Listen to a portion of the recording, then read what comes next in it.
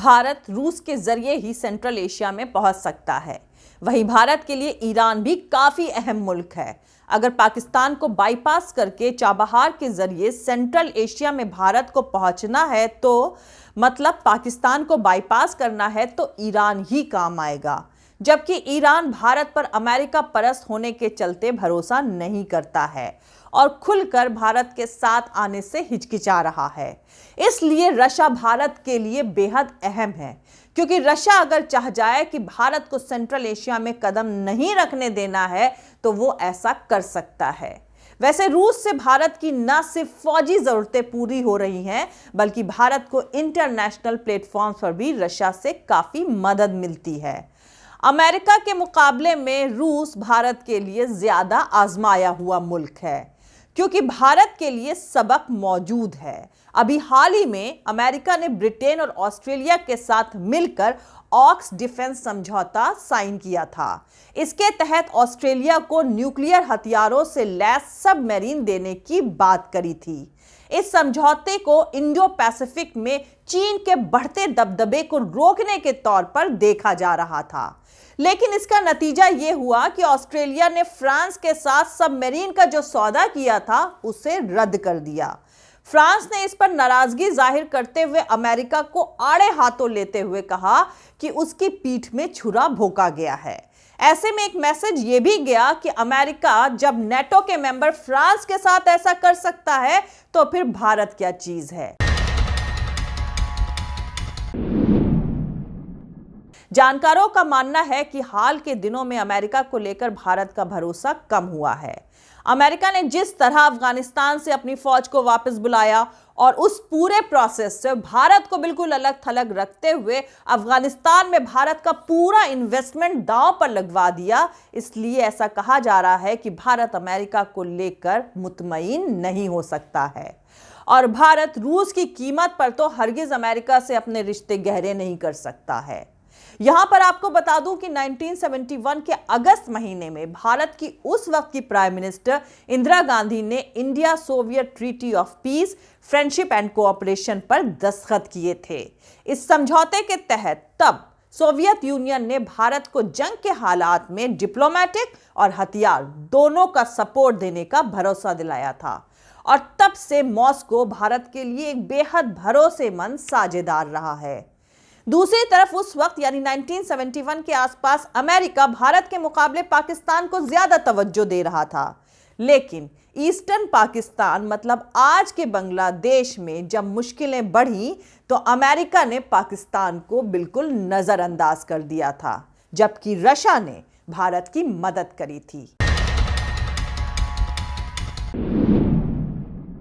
यहां पर आपको बता दूं कि 1971 में भारत और पाकिस्तान के बीच 13 दिनों तक जंग लड़ी गई थी और इस जंग के बाद ही ईस्टर्न पाकिस्तान कटकर बांग्लादेश बन गया।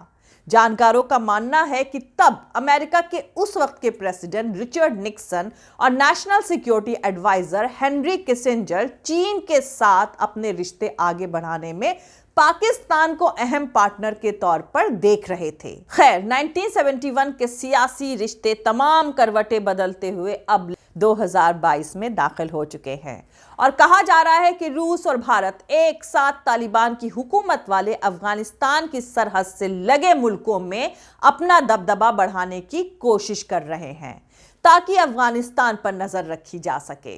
2021 के नवंबर के महीने की शुरुआत में अफगानिस्तान पर डिस्कशन करने के लिए नई दिल्ली में Kazakhstan, Kyrgyzstan, Tajikistan, Turkmenistan, Uzbekistan, Iran और रूस के नेशनल सिक्योरिटी एडवाइजर्स आए थे। इनमें से कई मुल्कों की अफगानिस्तान से सरहद लगती है और दिसंबर 2021 के तीसरे हफ्ते में सेंट्रल एशिया के मुल्कों के 5 foreign ministers New Delhi India central Asia dialogue में शामिल होने के लिए आए थे। कहा जा रहा है कि इन्हीं 5 मुल्कों को भारत ने रिपब्लिक डे यानी गणतंत्र दिवस के मौके पर चीफ गेस्ट के तौर पर इनवाइट किया है और अहम बात यह है कि ज्यादातर जानकारों का मानना है कि बिना रूस के इन 5 मुल्कों की भारत से करीबी मुमकिन नहीं है। दरअसल 6 दिसंबर को व्लादिमीर पुतिन नई दिल्ली आए तो नरेंद्र मोदी के साथ उन्होंने फौजी समझौते समेत कुल 28 समझौतों पर दस्तखत किए थे। और अभी प्रेसिडेंट पुतिन के दौरे के कुछ ही हफ्ते गुजरे हैं और भारत रूस दोनों मुल्कों ने सेंट्रल एशिया में डिफेंस कोऑपरेशन बढ़ाने के लिए एक समझौते पर सहमति बनाई है। इस समझौते के दस्तावेज में भारत और रूस ने कजाकिस्तान, किर्गिस्तान, तजाकिस्तान, तुर्कमेनिस्तान और उज्बेकिस्तान के साथ मिलकर डिफेंस इक्विपमेंट्स के प्रोडक्शन के अलावा कई मिलिट्री एक्सरसाइज करने की बात भी शामिल करी है। और इसी एग्रीमेंट से जुड़ी खबर जो कि इकोनॉमिक टाइम्स में छपी है, उसको भारत में रूस के एम्बेसी के ऑफिशियल ट्विटर हैंडल से ट्वीट किया गया है। वहीं दूसरी तरफ इसी ट्यूसडे को पुतिन ने तजाकिस्तान के प्रेसिडेंट इमोमाली रहमोन से सेंट पीटर्सबर्ग में मुलाकात भी करी है। वहीं अफगानिस्तान से लगे सेंट्रल एशियाई मुल्कों से रूस और भारत के बीच हुए इस कोऑपरेशन समझौते ने जानकारों को ताज्जुब में डाल दिया है, क्योंकि कुछ महीने पहले ही अफगानिस्तान में तालिबान की सत्ता आने के बाद जो बात चल रही थी उसमें रूस ने चीन, अमेरिका, तालिबान और पाकिस्तान को रखा था, लेकिन इसमें भारत को नहीं बुलाया गया था। तब जानकारों ने कहा था कि रूस अमेरिका से भारत की बढ़ती करीबी से काफी फिक्रमंद है। रूस क्वेत को लेकर भी अपनी फिक्र जाहिर कर चुका था। अब कहा जा रहा है कि अफगानिस्तान में तालिबान की दस्तक, सेंट्रल एशिया में चीन का बढ़ता दबदबा और इस इलाके में अमेरिका के रोल से फिक्रमंद होकर दोनों मुल्क यानी भारत और रूस साथ आए हैं। रूस को शक है कि तालिबान के आने के बाद से सेंट्रल एशिया में इस्लामिक स्टेट और अल-कायदा मजबूत हो सकते हैं, जबकि भारत अफगानिस्तान में $3 अरब के इन्वेस्टमेंट के साथ साथ तालिबान की सत्ता में वापसी के चलते कश्मीर में चरमपंथ को लेकर भी काफी फिक्रमंद है। दरअसल जानकारों का मानना है कि अब रूस को लगने लगा है कि तालिबान इंक्लूसिव गवर्नमेंट नहीं बना पाएंगे। ऐसे में अफगानिस्तान को लेकर वो दोबारा सोच रहा है। पाकिस्तान इस तालिबान को पिछले तालिबान से अलग बता रहा था, लेकिन ऐसा होता नजर नहीं आ रहा है। कहा जा रहा है कि तालिबान की सरकार में ताजिक और हजारा कम्युनिटीज को जगह नहीं दी गई है और लड़कियां भी स्कूल नहीं जा पा रही हैं। रूस को लग रहा है कि तालिबान पर भारत का रुख सच के ज्यादा करीब है और अफगानिस्तान में गैर इंक्लूसिव गवर्नमेंट का मतलब है अफगानिस्तान में अनस्टेबिलिटी का होना।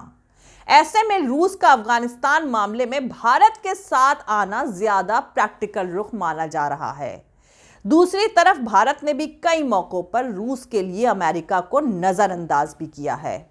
तो यहां पर आपको बता दूं कि 2016 में अमेरिकी प्रेसिडेंट इलेक्शन में रूस के इंटरफेयर करने के मामले में उसे सजा देने के लिए 2017 में countering America's adversaries through sanction act यानी CAATSA एक्ट पास किया गया था। इसके तहत जो भी देश रूस से मिलिट्री इक्विपमेंट खरीदेगा उस पर बैन लगाने का प्रोविजन रखा गया है, लेकिन भारत ने इसकी परवाह नहीं करी और S-400 मिसाइल सिस्टम का सौदा रूस के साथ कर लिया। और अमेरिकी दबाव को नकारते हुए S-400 मिसाइल सिस्टम के सौदे को मुकाम तक पहुंचाते हुए भारत ने कहा कि वो फैसला अपनी जरूरतों के हिसाब से करता है। दूसरी तरफ अमेरिका ने रूस से S-400 मिसाइल सिस्टम के सौदे को लेकर भारत के साथ अपनी नाराजगी भी जाहिर करी थी। अक्टूबर में भारत के दौरे पर पहुंची अमेरिका की deputy foreign minister Wendy Sherman ने रूस के साथ भारत के सौदे को खतरनाक बताया था। वहीं भारत ने अमेरिका को नजरअंदाज करने वाले इस रुख की रूसी फॉरेन मिनिस्टर सर्गेई लावरोव ने काफी तारीफ करी और कहा कि भारत ने एक सोवरेन नेशन की तरह फैसला लिया है। वैसे दोस्तों, मोदी दुनिया के उन 4 विदेशी नेताओं में शामिल हैं जिन्हें रूस ने अपने टॉप के सेंट एंड्रयू अवार्ड से नवाजा है। लेकिन इस पूरे सियासी तमाशे के बीच भारत और रूस के रिश्तों में काफी डिस्कम्फर्ट्स भी शामिल हैं। रूस और भारत में न्यूक्लियर एनर्जी से लेकर स्पेस तक के मामले में कोऑपरेशन है, लेकिन दिक्कतें भी कम नहीं हैं। अमेरिका और चीन के रिश्ते बेहद खराब हैं, लेकिन दोनों मुल्कों से भारत का बाइलैटरल यानी 2 तरफा कारोबार तकरीबन 100 अरब डॉलर का है, जबकि रूस के साथ भारत का कारोबार सिर्फ 10 अरब डॉलर के आसपास ही है। जय हिंद, सत्यमेव जयते। अल्लाह हाफिज। दोस्तों, हमारा पूरा वीडियो और दूसरे और वीडियोस देखने के लिए हमारा YouTube channel political Tamasha with doctor Arshi को सब्सक्राइब करके वहां पे लगी बेल आइकॉन को ज़रूर दबा दें ताकि आपको हमारे आने वाले हर वीडियो की अपडेट्स मिलती रहे। और दोस्तों, अगर आपको हमारा काम पसंद आता है, हमारे वीडियोस पसंद आते हैं, तो www.patreon.com/dr अर्शी खान पर जाकर डोनेट करके आप हमारे काम को सपोर्ट कर सकते हैं। दोस्तों, अगर आपको हमारा वीडियो पसंद आता है तो लाइक और शेयर करना हरगिज़ नहीं भूलें। आप हमें फॉलो भी कर सकते हैं हमारे ट्विटर, इंस्टाग्राम और फेसबुक पेज पर। मेरा ट्विटर हैंडल है @arshi Aziz Khan. Thank you. मिलते हैं अगले वीडियो में।